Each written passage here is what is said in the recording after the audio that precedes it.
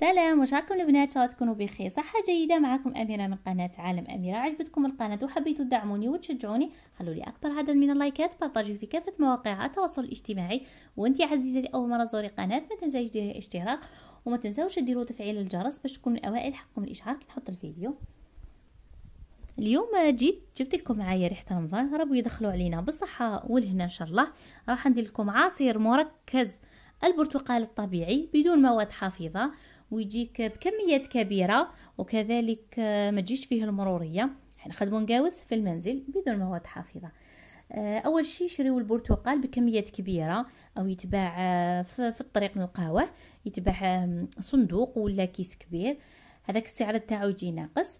انا للامانه فقط انه عملناه في المنزل نتاعنا، عملنا كميات كبيره، مشينا مع بعض انا ويما وعملناه، وخليت هذو 4 حبيبات باش نوريكم كيفاش جبته المنزل، باش نوري لكم كيفاش.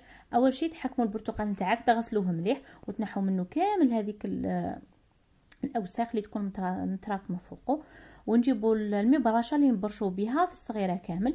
رايحين نحكموه، نبرشوه كامل، نحو هذاك لو زيست تاع البرتقال، وما نتوشيوش، ما نلحقوش للبيضه، لانه هذيك الطبقه البيضاء هي اللي راح تدير لنا المروريه في العصير نتاعنا. نديروا فقط سطحي بهذه الطريقه.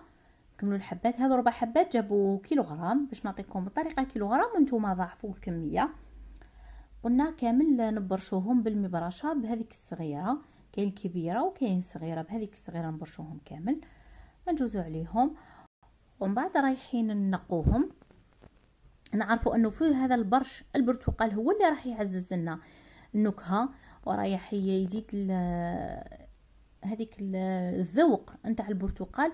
بهذا لو زيست هو اللي رايح يزيد يقوي لنا هذاك الذوق نتاع البرتقال. وما درناش هذيك البيضه، قلنا لانه هي اللي تطلق المروريه في العصير هذا. وكذلك نستعملوه، ممكن انه تحكمي هكا وديري ورق الطهي وتسخني الفرن تاعك، طفيه وتدخليه فيه.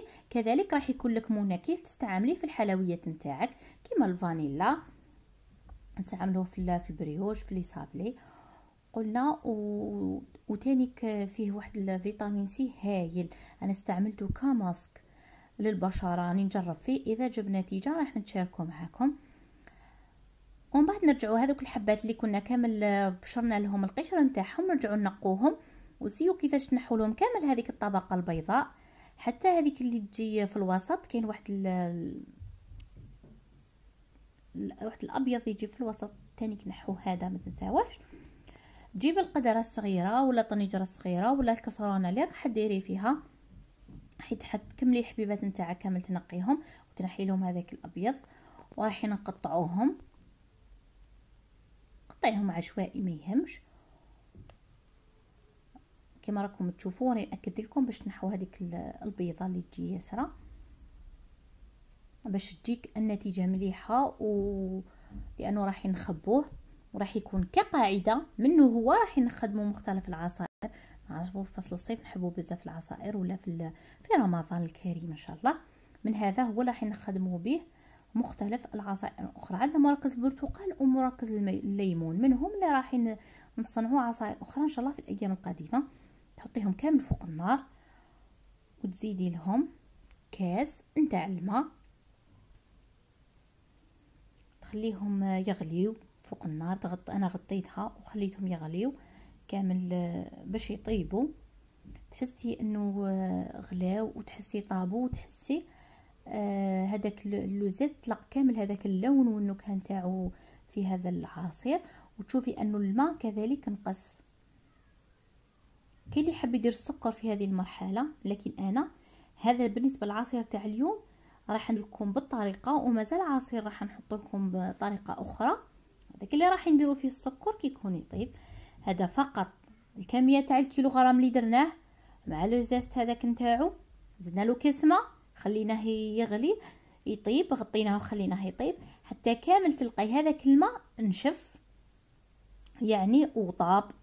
طاب لك هذاك البرتقال نتاعك، وهذاك البرشره تاع البرتقال تلق كامل النكهه نتاعو مع هذاك الماء.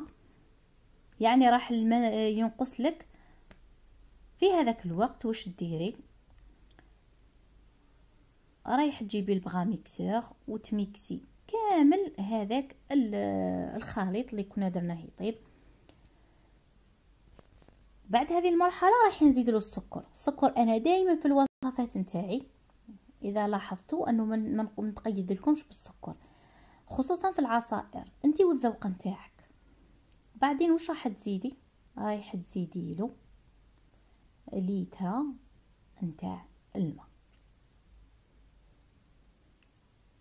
وتزيدي تعاودي كامل مع بعض بالبغاء، تمزجي كامل هذاك السكر باش يذوب لك مليح وتخلط لك مليح. قلنا في كيلو لتر نتاع الماء، وتجيبي مصفاة وتصفي فيها هذاك الخليط اللي تحصلتي عليه، حتحصلي عليه بهذوك البرش نتاع البرتقال. لكن احنا نجيبو ملعقه، هو ثقيل، جيبي ملعقه وسيي كيفاش تخلي كامل هذاك العصير يهبط ويبقى لك فقط هذاك البرش نتاع البرتقال،